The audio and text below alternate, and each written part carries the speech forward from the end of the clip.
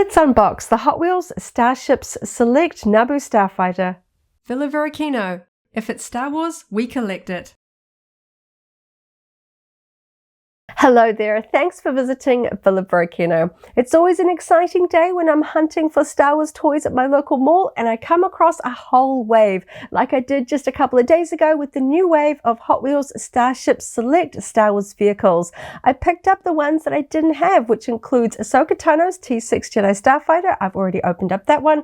This Naboo Starfighter as seen in The Phantom Menace. I also picked up Carson Teva's X-Wing fighter and the prototype AT-AT. I'm really looking forward to opening up those ones, but this one especially, the Naboo Starfighter, is one of my favorite Star Wars vehicles. I started my Star Wars collecting journey in the prequel era, so I'm very nostalgic about really distinctly prequel designs like this one. So I'm really excited to open this one up. I also have the Micro Galaxy Squadron on hand to do a bit of a comparison later on in the video. But thank you so much for hanging out with me today. Coming up really soon, I'll take a closer look at the Naboo Starfighter out of the packaging. We'll go over all of the details, but first let's take a quick look at the packaging. I really like the packaging style that Mattel uses for the Hot Wheels Starships Select line, so much so that I actually collected up quite a few vehicles from the line before I started opening them up. I think they look really nice on display, but of course I've opened them all up now because I really enjoy the way they look on the included display stand, which is tucked in the underside here. We've got a nice big window here at the front that does wrap around on both sides. We've got the Star Wars logo above the window, and beneath the window we have the name of the ship, Naboo Starfighter, and of course the Hot Wheels logo with Starships Select written underneath there. Now we don't have a window to let in light at the top here, but we do have some interesting printed graphics. On the right we have a faction logo that for this one is the Galactic Republic, which is kind of interesting. We don't really see this symbol used much in The Phantom Menace. I associate it more around the Clone Wars era of Attack of the Clones, sort of when we see the sort of Galactic Grand Army there. We also have a black and white blueprint style artwork of the N-1 Starfighter as seen from above. Now the hanger here has the number for this particular vehicle, number 26 in the line, and also the name Naboo Starfighter. I think it's interesting that we did have to wait a little while to get the iconic yellow and silver version of the Naboo Starfighter, considering that the Mandalorian's N-1 Starfighter was number 17 in the line. We did have to wait a little bit while, and I thought it was interesting that the Mandalorian's version of the N-1 Starfighter was actually reissued, and when it was reissued they changed up the orientation of the way that the ship was packaged. One was pointing down, one was pointing up, so I was really interested to see when the classic one came out which orientation it would be packaged in, and I'm really happy to show that it is actually pointing down. I think it makes a lot more sense to have it sort of facing here. We just have a bit more light and a bit more visibility in this lower corner than we do tucked up in the upper corner there. So if you do like to keep your vehicles in their boxes, I think this is a much better orientation for keeping it in its box for display. Moving on to the back, I do apologize, there is some sticker residue from the store. I've tried to remove it as best I can. We have a nice image here of the Naboo Starfighter on the included display stand. We can also see that it will rotate 360 degrees. I love that. You can adjust it for whichever angle you want to display your ships, and we can see some of the other vehicles in this particular assortment. We have a reissue of the Millennium Falcon, Carson Teva's X-Wing fighter, Ahsoka Tano's T6 Jedi shuttle, and the colourful prototype version of the iconic AT-AT. So I picked up all of these. I already own the Millennium Falcon, so I'll have that one linked below if you want to check that one out. I've opened up this one, and I'll be opening up these two very shortly. And of course, I'm going to be getting stuck in and opening up the iconic yellow and silver Naboo Starfighter right now. So now I have the Naboo Starfighter and the box containing the display stand out of the packaging. Just want to take a quick little look at the insert that was tucked in behind the Starfighter in the box. I always love this artwork. Blueprint style assortment of the ships included in this particular assortment of Hot Wheels Starships Select. We have the AT-AT in this assortment. It's the prototype one. We have the reissue of the Millennium Falcon, Carson Teva's X-Wing, Ahsoka Tano's T6 Jedi shuttle, and of course the Naboo Starfighter Starfighter there. Really fun to cut out and keep if you don't have the space or the inclination to keep the whole box. But of course, let's move on to the exciting part, the actual Starfighter. I say it often, I really enjoy the feel of these vehicles because they are die-cast metal. They have a fun sort of feel when you get them out in your hand. They're always a little bit lighter than in the box. Some of them really surprisingly heavy. Now this one, as I suspected, does include some plastic pieces. For safety or construction reasons, this particular die-cast line does use plastic. It's not completely metal. And of course, we can see that we do have some potentially sort of risky areas for young children. These large, thin areas here are going to be plastic, and I can feel that they are. They also have just a very slight little bend to them. Now, they are pretty straight out of the box, which is always a concern. Of course, we want these long, thin parts to be dead straight so they don't look sort of a little bit askew. It really shows that they're plastic when these things are a bit bent, so they do look nice and straight. That's good. I can also see that these pointed tips here, they also feel like these are plastic as well. So few components there. We've basically got the engines attaching through these sort of wings and the main body part and cockpit there, and then the rest of it is plastic, but it still has a good weighted feel in the hand.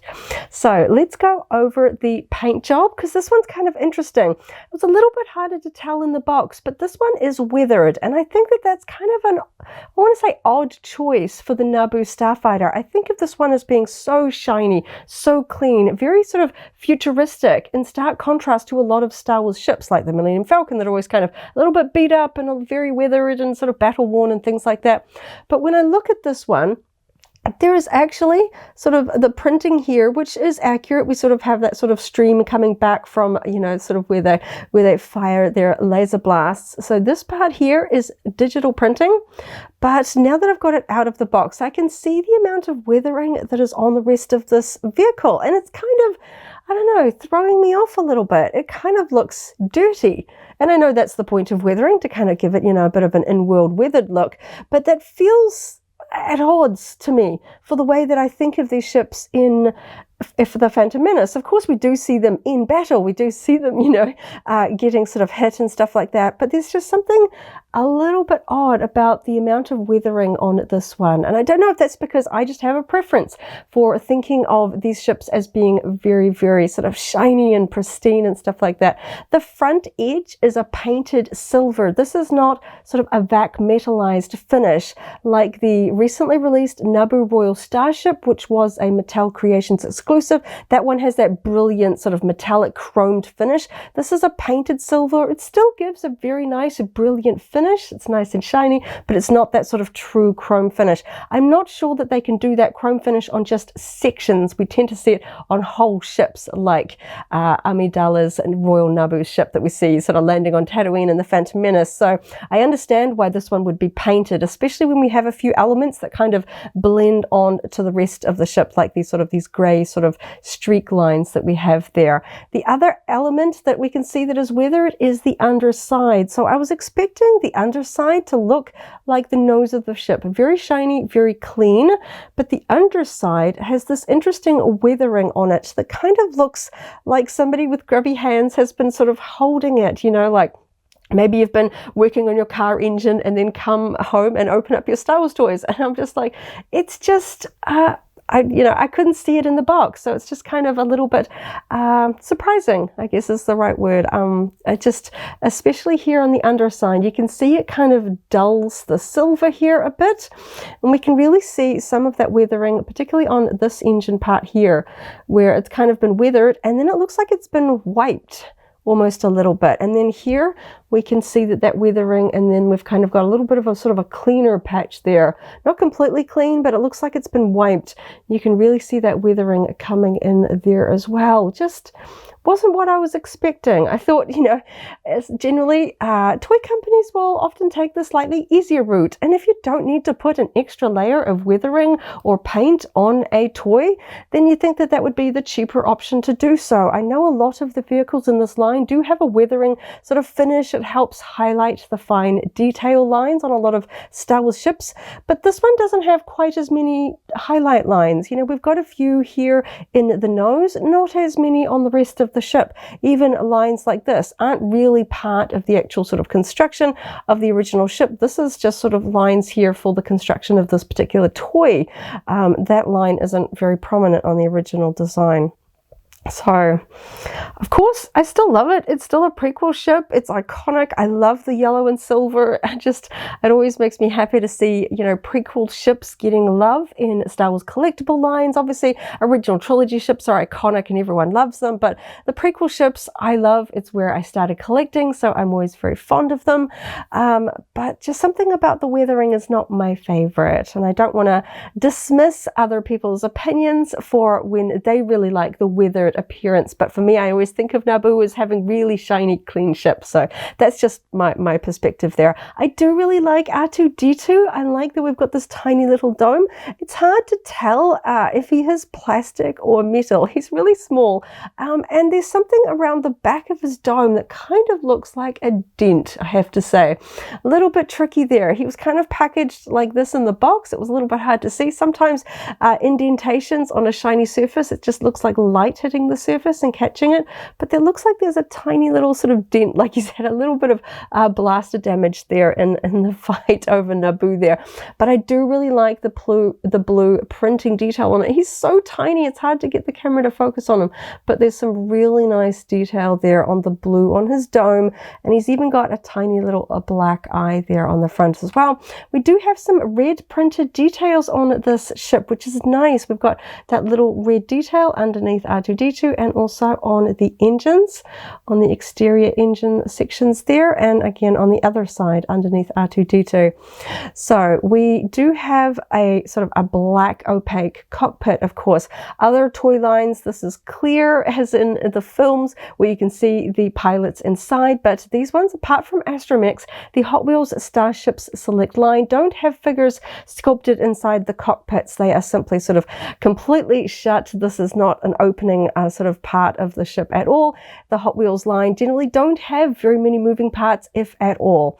So this doesn't open. It is simply plain metal with that gloss black to sort of simulate a cockpit there, which I find works. I don't mind too much about having the figures. I do like the fact that they include Astromechs. I think it would look a little bit odd to not have him there. We would just sort of have a hole there for the astromech port for him to go in there. So I like that he's there. The painting, just odd that there's that little bit of a dent. Something about that's making me think that maybe that is metal. Just because I always think of dents in metal, I always think of plastic as breaking. But that is unfortunately, yeah, just a little bit noticeable there. So yeah, we do have a little bit of a paint flaw here at the side. The silver on the underside of the plastic section has unfortunately just come up a little bit here on the edge line, which I gotta say is a bit surprising. I'm generally very happy with the paint jobs and details and weathering on the Hot Wheels Starships Select vehicles. So that one is a little bit of an outlier for me. That is a shame, and it's just sort of come up there along the edge. Otherwise, in terms of the painted details, everything else looks really nice. We've got a little bit of a red accent here on the underside for the sort of torpedo section there, and we've got that black sort of fading away there from the engines as well. That's really nice and tidy. Now, generally speaking, these Hot Wheels die-cast vehicles are sort of made in two parts, and they're sort of sandwiched together to sort of connect over any of these sort of detail elements or the plastic parts, and generally that works really well, and I'm often impressed with how well they hide those seams. Unfortunately, because of the really sleek design of this one, we don't have quite as much surface detail and texture to really hide those seams. And on this one, the seam is quite noticeable, especially here on this outer edge of the engine. It doesn't kind of meet up very neatly and seamlessly. Of course, we do need these to sort of clamshell together to hold in place the plastic components. It kind of clamshells there. We can see that we've got the rivets there on the underside to sort of hold those two sections together, especially on the underside of the engines, and we've got two rivets here on the underside of the body. You can't sort of see the two joins between the body very well. I do like where they've hidden it. It's kind of this section on the underside, and you can kind of see the line this section here where it's kind of joining the two together, which is quite nice. We've sort of hidden that mostly on the underside where we have a few more sort of lines and detail work to sort of really hide that together. And then we can see this cutout point here where it goes into the plastic tail. Now the weathering and the metal finish on the underside, I feel it has quite a difference to the silver on the tail. I can sort of really see which part is that weathered metal because it's just got that grime all over it, and then the tail which looks very shiny and clean, much like the nose here as well. I do have to compliment the yellow colors here because of course the yellow plastic is just the color of the plastic. We can see the silver section is paint, whereas on the metal components it is yellow paint. So sometimes when we have both colored plastic and paint used in the same piece, you can really tell because of the differences in color. But I have to say, in person and on camera, the matching between the yellows is quite good. It doesn't even really catch my eye. It's just because I can feel which parts of plastic and metal that I can really see that difference, and we can see the seam lines between the two sections. But I do like that. Has a slightly different finish, the painted plastic. It's that thick sort of, you know, enamel style paint used for metal. It has a little bit more of sort of a thicker gloss finish than the sort of shine of plastic. But overall, the yellow is a really good match, and I'm really happy about that.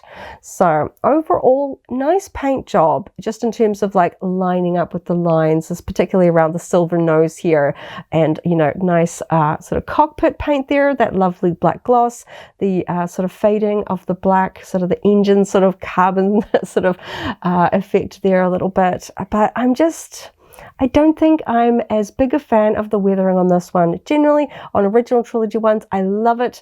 There are some really, really dirty vehicles in this lineup, and I really love the way that that sort of black wash or weathering really gets into the detail lines. But I'm not as big of a fan of it on this one. I think of these ships as being very clean and shiny. We know that Naboo are a peaceful people. They don't like conflict, so I don't think their starship fleet would be battle worn to the extent that this is kind of making it look. Perhaps this is one that has successfully fought the Trade Federation and is coming back home after that fight, so it's got a little bit more wear and tear to it. Maybe that's the way I'll sort of have that in my head for when this is on display. But I'm really happy to see an iconic prequel ship in this line. I was really hoping we wouldn't have to wait too long after, of course, the Mandalorian's N-1 modified Starfighter showed up in the line, number 17. We did have to wait a little bit longer because, of course, it isn't an exact just recast, repaint, you know, where the detail on that one is very different.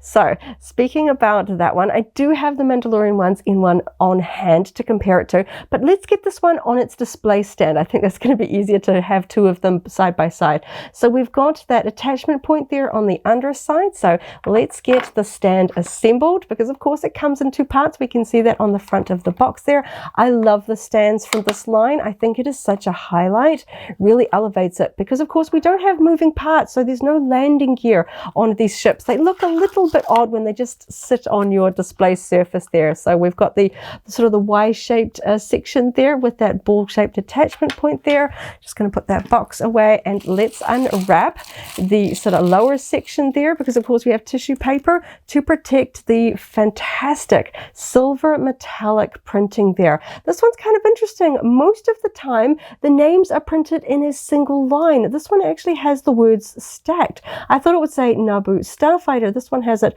Naboo and then underneath Starfighter. Really interesting. And of course, we have that Galactic Republic symbol there as well, which is kind of interesting. There are several Naboo symbols that are used. We see them particularly on Queen Amidala's costumes. It kind of looks like the French fleur-de-lis sort of symbol. So I think that that's interesting that we don't have a distinctly Naboo symbol here. We have the Galactic Republic one instead.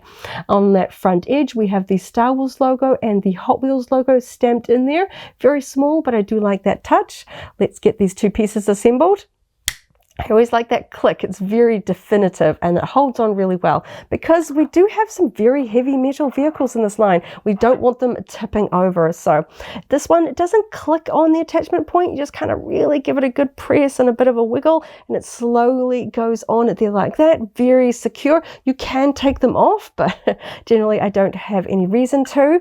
Now I do spot, we've got just a little bit of a sort of a plastic extra bit there that I'm probably going to have to clean up with a X-Acto knife there. It does come off a little bit well, but that was just a little bit of extra plastic there in the casting.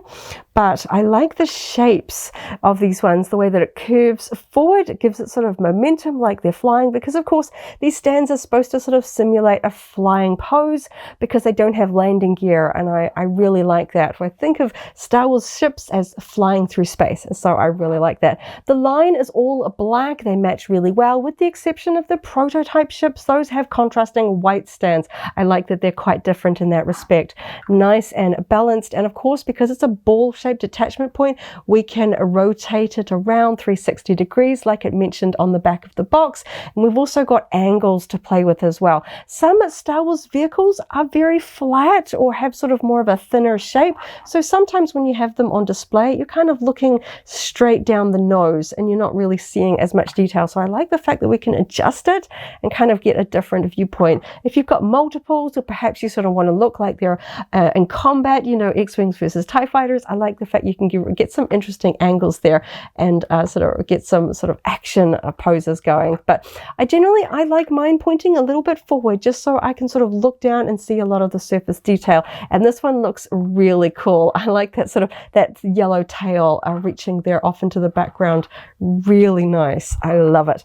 Okay, so now that I've got this one on its stand, let's get the Mandalorian's N-1 Starfighter in here because these look, you know, similar, but really different. And I really wanted to see these two side by side. So something about my particular one, the tail is unfortunately a bit curved. You can see there, it's not dead straight. I know you can do sort of the hot water trick. There are a few things to try and encourage plastic components to be a bit straighter. This one has a lot of paint on it, so I'm not sure that I really want to mess with that too much. And from the front forward, when I'm looking straight down, I don't see that sort of curve so much, so I haven't adjusted mine, but I really wanted to see these two side by side. They do look pretty close in proportions, but of course we can see this one has a lot of different surface detail. It's simply not just, you know, doing this one in a different color. There are so many differences here. Something I didn't quite like about the Mandalorian N-1, a small sort of little critique,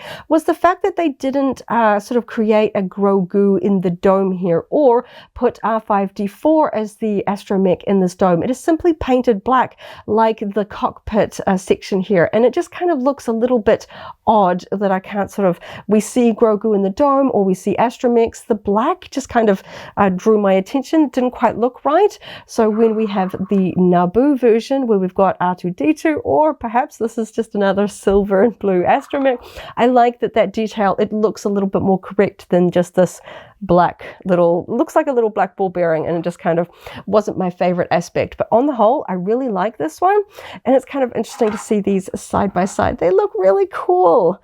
It's fun to see variations of Star Wars ships because of course there's decades between these two.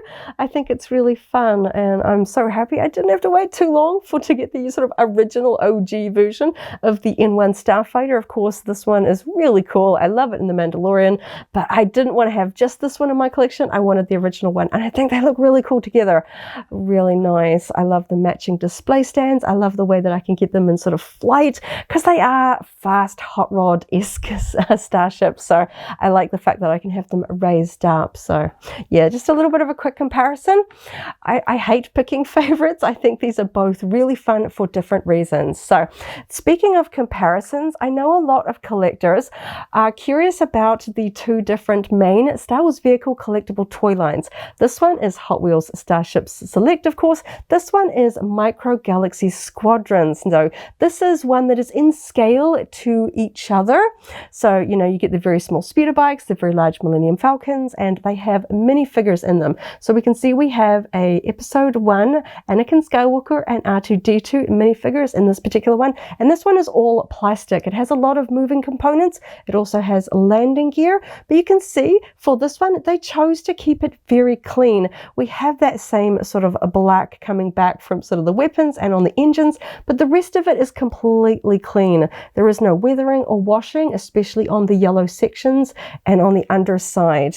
And as I said, I don't like playing favorites, but when I get the same ship in both of these vehicle toy lines, there of course is the inevitable sort of comparison. And we can see there is a big difference. The Hot Wheels Starships Select line is not in scale to itself. They are all approximately the same size because they all have to fit in that same box. So when you line them all up, they're all different sort of scales to each other, but all approximately the same size, which is really fun if you have a limited display space. I find that I struggle to find space for all of my Micro Galaxy Squadron stuff. There are some very large ships and very tiny ships. Trying to find the sort of the good display system for all of them is a little bit tricky, but of course, when I get the two together, we're going to draw some inevitable comparisons. So something that I always love about Hot Wheels, it always wins on the fact that it includes a display stand. And I think it's such a shame that Micro Galaxy Squadron by Jazzwares chose to sort of launch the line without a display stand. Some of them really suffer for it, especially ones that have a very distinctive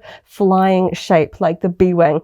That one really needs a stand, but I do like the landing gear on most of the ships. It does look pretty good, but it leaves for a very flat display. Everything's down low. I like the ones that are raised up. Now, something that I do really prefer on this one is the cleanliness.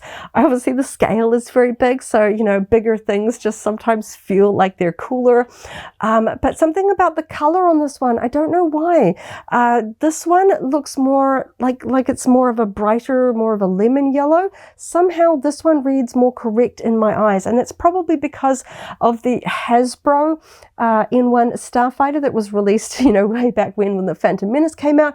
Probably the plastic sort of yellow color reads more sort of accurate to my eyes because I've seen that on my display shelf for many years. So I think I associate this sort of yellow plastic color as being more true, much in the same way that a lot of people have sort of a preference when it comes to original trilogy TIE Fighter colors. You know, the toys were a slightly different color to the studio scale models, which were a slightly different color to how they appear on screen. Everyone has their sort of preference to what feels like the true color. But this one is all plastic, so we don't get those sort of differences and that between sort of the different sections. I know this one is a really good match, but under good lighting, I can see just sort of the texture difference between what's plastic and what is painted metal there. It doesn't really draw my eye, but I just like the way that this one looks all completely yellow. The shine on it is very consistent there. I do wish this one came with a stand, and it is, you know, it is a light toy. This one feels heavy. I know sometimes the way a toy feels in your hand makes you feel like whether it was quality or sort of good quality for the money that you spent, because here in New Zealand, many vehicles from the Micro Galaxy Squadron line cost the same as the Hot Wheels toy line. This one, it does cost more, and unfortunately I did have to import this one from overseas. It was not available locally, so I was kind of hoping I would like this one more because I certainly paid a lot more for it than this one. This one retails for around the cost of a Funko Pop vinyl here in New Zealand, around 25 to 33 New Zealand dollars, depending on retailer and whether it was on sale. These ones can be, you know, sort of around the $35 to $45 mark in New Zealand. But as I said, this one wasn't available locally. But yeah, really fun to see them together. Of course, when it comes to some of my favorite ships, like the Naboo Starfighter, I want any and all versions I can get my hands on. So I'm very happy to have both of these in my collection, even though I feel like if I really, really had to choose only one, if I was only able to add one to my collection, I think I'd have to go with this one. And I don't like playing favorites. I love collecting both of these lines, but you know, there's always that sort of little human nature to sort of compare and contrast and pick favorites in that, because I know these are two very compared lines and toys, and there's pluses and minuses about both of them, but yeah, really fun. Really happy to see prequel representation in the modern toy collecting era. Really happy. Of course, we celebrated an anniversary of the Phantom Menace this year, so I'm really happy to see that coming through well in my favorite toy lines for Star Wars vehicles, because this one I think is a lot of fans' favorite, most iconic vehicle from that film as well. Of course, I was really happy that Hot Wheels also made Queen Amidala's Naboo Royal Starship in that really fantastic display box. Absolutely amazing. I do hope that that one is reissued in the main toy line. I really want it on a display stand next to this one, so maybe we'll see the sort of the unvac metalized, just a silver painted version of that one in the future, because that would be fantastic to have that one next to this one. And I really hope to see many more prequel ships in the Hot Wheels Starships Select line, because I love this toy line. I think they do Star Wars vehicles really well, and I hope we see many, many waves to come. I'm trying to collect as many of them as I can because I absolutely love them. So there we go. I'll pop that one off to the side. This one just looks cool. I know I went on a little bit about the weathering. Personally, I might hunt around and see if I can find one with slightly less weathering.